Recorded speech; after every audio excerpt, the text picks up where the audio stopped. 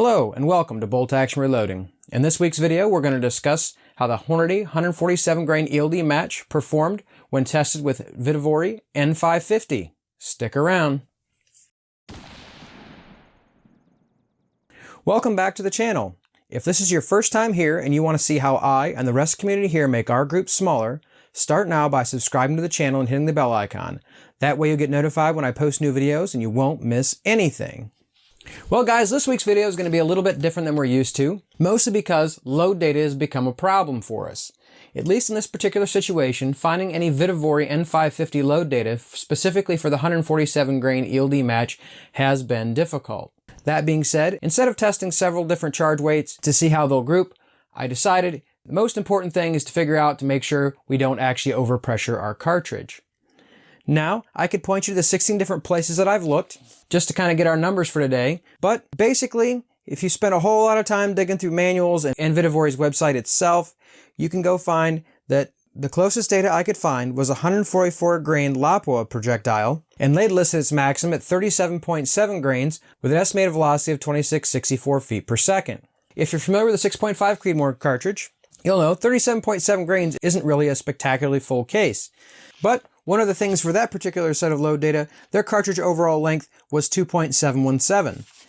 If you've been watching the series here and been watching some of the load data we've generated with the 147 grain ELD match, you'll know that I found a pretty good spot in my rifle. I load these somewhere around 2.850 inches. That being said, we should get slightly lower velocities because of that extra room. So in today's video, what we're actually going to do is a more proper Saturday load test data just to kind of see where we hit pressure for this projectile. Let's just get right into the load data. Like I mentioned, today's projectile is a 147 grain ELD match, part number 26333. The primer for today is a CCI 250 large rifle magnum primer. For today's video, we're going to be reusing some old factory brass from shooting some factory ammunition from Hornady. But again, guys, mostly we're looking for pressure here. We already said today's powder is VihtaVuori N550. In this particular case, though, we're going to be starting at 38.2 grains and going all the way to 40 grains, being very careful to look for pressure along the way. The cartridge overall length that we're using, like I said, is 2.850 inches. The test rifle is same as always, my 24-inch barreled Ruger precision rifle chambered in 6.5 Creedmoor. Now some of you guys are saying, why in the world are you starting at such a high charge if the 144 grain projectile that VihtaVuori lists is starting off at only 37.7 grains and you're actually starting above max, loading at 38.2? And honestly, that's a very good question. Best answer is, don't follow my loading habits. But guys, to be blatantly honest, I am cheating here a little bit. The other piece of data that I haven't shared with you yet is from Berger's website.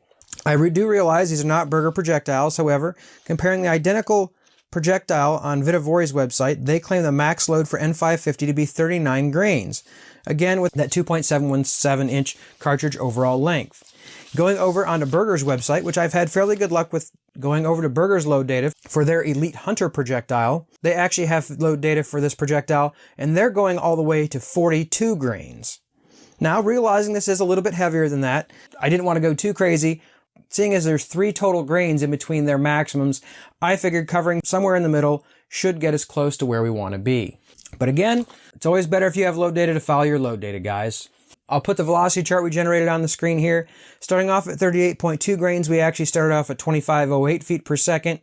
And at 40 grains, we actually ended all the way up at 2603 feet per second. Honestly, overall, fairly disappointing velocities, at least in my opinion. It does look like there could have been a couple nodes in there. Certainly around that 38.6, between 38.8, 2 velocities right on top of each other. But the same could be said again for the 39 to 39.2.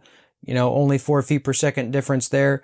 But right on that top end at 39.8 and 40 grains. And honestly, if you want to even go back down to 39.6, from 39.6 to 40, there's still only 10 feet per second of velocity differential between those two loads.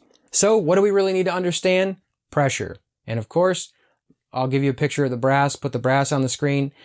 I don't know that I'm going to be able to get it across. I'll try my very best to highlight it. If you actually look at the 40 grain loads on the screen, you can actually see a very faint ejector mark on this brass. Certainly nothing that I think is crazy. I certainly don't think these primers are flattened out any more than any of the factory brass that I've shot with these before. Not saying I want to creep up on this a whole lot further, but I do feel, at least for the range we were in, we really didn't see any velocities that were out of control or really any pressure that was causing us any concern. Another thing of note It was a little over 90 degrees when we did our testing, so it is fairly warm for what we usually see and shoot the rifle in. And like I typically do with these guys, I'll put a quick snippet of video on the screen. You guys will be able to see these as we shoot them.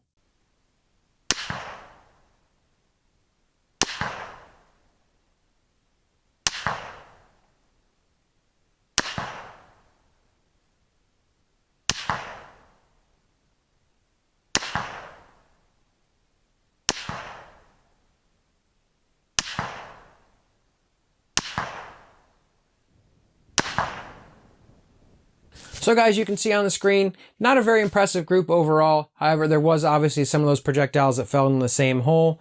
I'm not going to get too disappointed here. I know this projectile is shot pretty well in this rifle, and this brass is certainly not the best quality of brass that we have.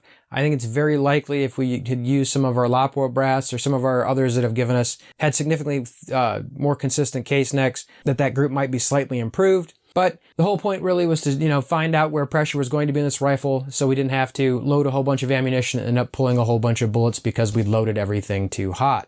At this point, I don't know that I consider 40 grains max. Certainly it's close, and honestly with that velocity only hitting 2,600 feet per second, I'm really not sure it's worth pushing it. Though I'm not counting N550 out for any of the other projectiles that we'll test up until this point.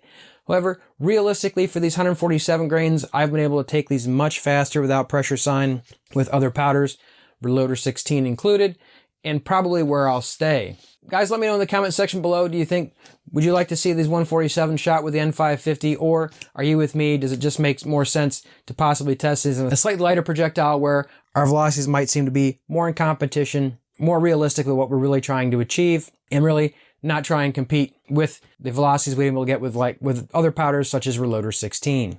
I'm also interested, if you use N550 with this projectile, let me know what charge weights you were able to get up to before seeing pressure signs in your rifle. But like I said, at this point, I'm really not sure I'm going to be able to go a whole lot warmer than this. I did see there was just that little bit of ejector mark on there, which doesn't necessarily worry me, but does tell me I'm getting to the end. I really hope you enjoyed this week's video. If you have any comments or questions on the video, please put those in the comment section below. If you're not subscribed to the channel and you like the content, please consider subscribing to the channel and hitting the like button. And like always, until next week, stay safe in small groups.